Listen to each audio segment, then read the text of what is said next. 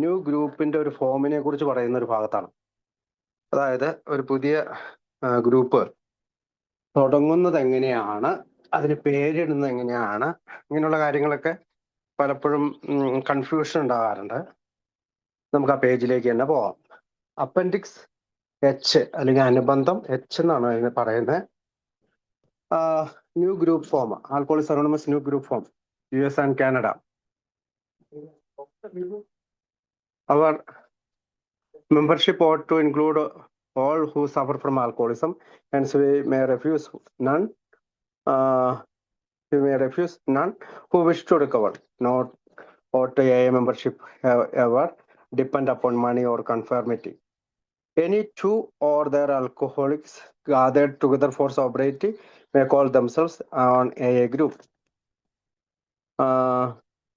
Provide that as a group they have no other affiliation. Tradition 3, the long form. Each Alcoholics Anonymous group ought to be spiritual entity having but one primary purpose, that of carrying message to the alcoholics who still suffers. Tradition 5, the long form. Unless there is approximate conformity to AA's total tradition, the group can deteriorate and die.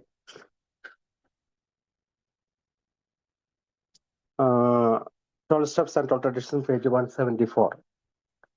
അപ്പോ അത് പറയുന്നതെന്ന് വെച്ചാല് നമ്മുടെ ഒരു second എടുക്കണം. Appendix H new group form, പുതിയ AA ഗ്രൂപ്പിന്റെ registration ഫോമിനെ കുറിച്ചാണ് അത് പറയുന്നത്. US and കാനഡയിലുള്ള രജിസ്ട്രേഷനാണ്.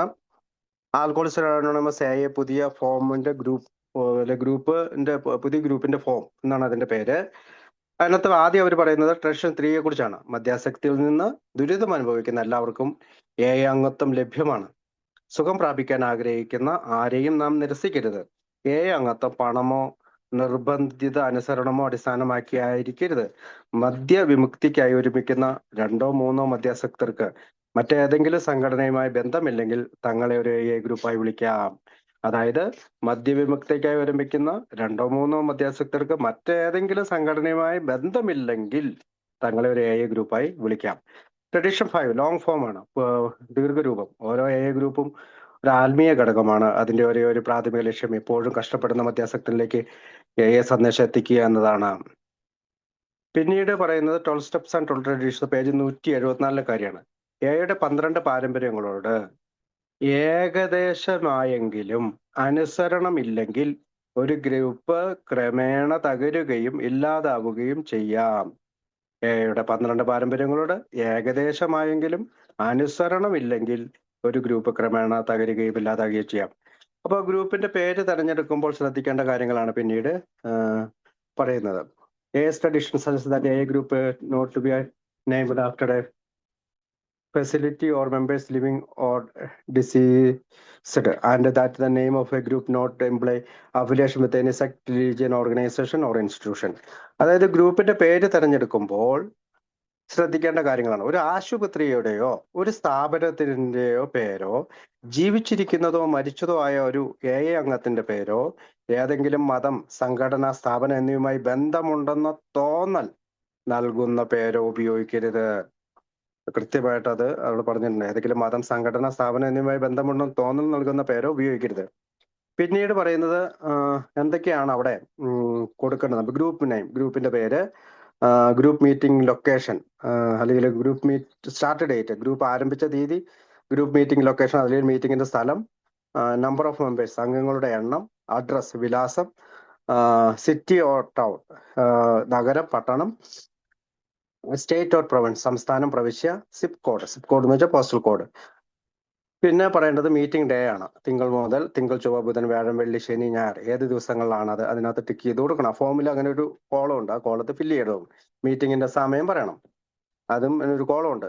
അടുത്തത് ജനറൽ സർവീസ് റെപ്രസെന്റേറ്റീവിനെ കുറിച്ചുള്ള വിശദമായ ഒരു വിവരണമുണ്ട്. GSR, അതായത് ഗ്രൂപ്പിന്റെ ജനറൽ സർവീസ് റെപ്രസെന്റേറ്റീവിന്റെ പേര്, അദ്ദേഹത്തിന്റെ ഈ അഡ്രസ്സ്, അത് അല്ലെങ്കിൽ വിലാസം, ഇമെയില്, നഗരം, പട്ടണം ഏതാണ്, സ്റ്റേറ്റ്, പ്രൊവിൻസ്, അല്ല നഗരം, പട്ടണം എന്ന് പറയുമ്പോഴത്തേക്ക് സിറ്റി, ടൗൺ, പിന്നെ സംസ്ഥാന, പ്രവിശ്യ അല്ലെങ്കിൽ സ്റ്റേറ്റ്, പ്രൊവിൻസ്, പിന്നെ ഫോൺ നമ്പർ വെക്കണം. പിന്നെ അടുത്തതൊരു ഭാഗം കൂടി ഉണ്ട്. ആൾട്ടർനേറ്റ് GSRന്റെ പേര് ഇത് വെക്കണം. Or mail contact. Alternate GSR ഇല്ലെങ്കിൽ ഒരു മെയിൽ കോണ്ടാക്ട് വെക്കണം. എന്തൊക്കെയാണ് ഓൾട്ടർനേറ്റ് GSRന്റെ കാര്യങ്ങൾ പറയേണ്ടത്? അതായത് ഓൾട്ടർനേറ്റ് GSR പേര് പറയണം, നെയിം, ഇമെയിൽ, വിലാസം, അഡ്രസ്സ്, സംസ്ഥാന പ്രവിശ്യ, city or town, postal code, പിന്നെ ഫോൺ നമ്പർ. ഏത് സംസ്ഥാനത്താണ്, ഏത് നഗരത്തിലാണ്, ഏത് പോസ്റ്റൽ കോഡാണ്, ഫോൺ നമ്പറും വെക്കണം. പിന്നെയും കുറച്ച് അധിക വിവരങ്ങൾ, അതായത് കുറച്ച് അധിക വിവരങ്ങൾ ചോദിക്കുന്നുണ്ട്. Does your group meet in a hospital, treatment centre or detox centre? നിങ്ങളുടെ ഗ്രൂപ്പ് ഒരു ആശുപത്രിയിലോ ചികിത്സാ കേന്ദ്രത്തിലോ ഡീറ്റോക്സ് സെന്ററിലാണോ കൂടിച്ചേരുന്നത്? യെസ് ഓർ നോ, അതെ അല്ലെങ്കിൽ അല്ല എന്ന് അവിടെ മാർക്ക് ചെയ്യണം. അതെ എങ്കിൽ സമൂഹത്തിലെ അംഗങ്ങൾക്കും പങ്കെടുക്കാനാകുമോ? അതെ അല്ല. അതായത് ഏതെങ്കിലും if yes it is open to members in the community as well as to patients in the centre. ആ ആശുപത്രിയിലെയോ ഡീഡിക്ഷൻ സെന്ററിലെയോ ചികിത്സാ കേന്ദ്രത്തിലെയോ ഡീറ്റോക്സ് സെന്ററിലെയോ രോഗികൾക്ക് കൂടാതെ മറ്റുള്ളവർക്കും പങ്കെടുക്കാൻ കഴിയുമോ? അതെ അല്ലെങ്കിൽ അല്ല എന്നുള്ളൊരു വാക്കാണ് അവിടെ കൊടുത്തിരിക്കുന്നത്.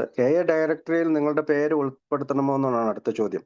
If the group is to be listed in the directory, please provide the telephone number and mailing address for the GSR, alternate GSR or group contact. Listing in the directory is for 12th step referral and for meeting information, the GSRs or other contact.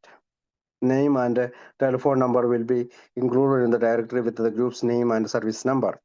അതായത് ഡയറക്ടറിയിൽ നിങ്ങളുടെ പേര് ഉൾപ്പെടുത്തണമോ? അതെ അല്ലെങ്കിൽ അല്ല എന്ന് കൊടുക്കണം. അതിന്റെ ഒരു ഒപ്പുണ്ട്, തീയതിയുണ്ട്. ഫോം പൂരിപ്പിച്ച ശേഷം ജനറൽ സർവീസ് ഓഫീസിലേക്ക് നിങ്ങൾക്ക് അയക്കാം.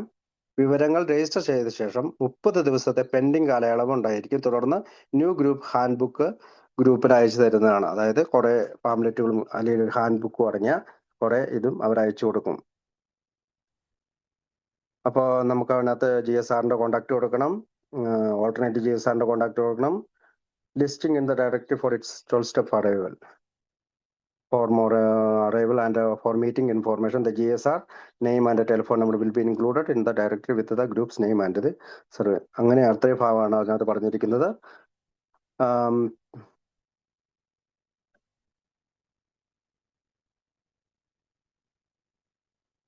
ഇനി അടുത്തത് അപ്പൊ അതിനകത്ത് നമ്മൾ ഇത് കൊടുത്തിട്ടുണ്ട്. World service incorporation, grand central session, PO box PO 459 New York 10163. പിന്നെ മെമ്പർമാർക്കുള്ള സർവീസിന് 212870 30003 മെമ്പേഴ്സ് സർവീസ് @ja.org. അങ്ങനെ ഒരു മെയിലും കൊടുത്തിട്ടുണ്ട്. അപ്പൊ ഇത്രയും കാര്യങ്ങളാണ് അതിനകത്ത് പറഞ്ഞിരിക്കുന്നത്. 30 ദിവസത്തെ കാലയളവ് ഉണ്ടാകും. Once complete information is entered in the database by GSO or by the area, registry or group will be subject to 30 days pending period. Once the pending period expires, a new grant book is mailed with should arrive within 7 to 14 business days. 7 മുതൽ 14 വരെ ഉള്ള business ഡേയ്സിൽ നമുക്ക് hand book കിട്ടും. Hand book contents are available on the group life page at www.org. ഇതിനകത്ത് എന്തൊക്കെയാണ് ആ ഗ്രൂപ്പിന് ഈ പറയുന്ന ഹാൻഡ് ബുക്ക് എന്തൊക്കെയാണെന്ന് അറിയണമെങ്കിൽ www.org ഗ്രൂപ്പ് ലൈഫ് എന്ന് പറയുന്ന ഒരു വിഭാഗം ഉണ്ട്. അവിടെ പോയിട്ട് ചെക്ക് ചെയ്താൽ മതി എന്നാണ് പറയുന്നത്. പിന്നെ അതിനകത്ത് ഡെലിഗേറ്റ് ഏരിയ നമ്പർ ഉണ്ട്, ഡിസ്ട്രിക്ട് നമ്പർ ഉണ്ട്, group service number assigned by GSO നമ്പറുകൾ കൊടുത്തിട്ടുണ്ട്. ഇത്രയും പറഞ്ഞുകൊണ്ടാണ് നമ്മൾ ആ ന്യൂ ഗ്രൂപ്പ് ഫോം ആരംഭിക്കുന്നത്.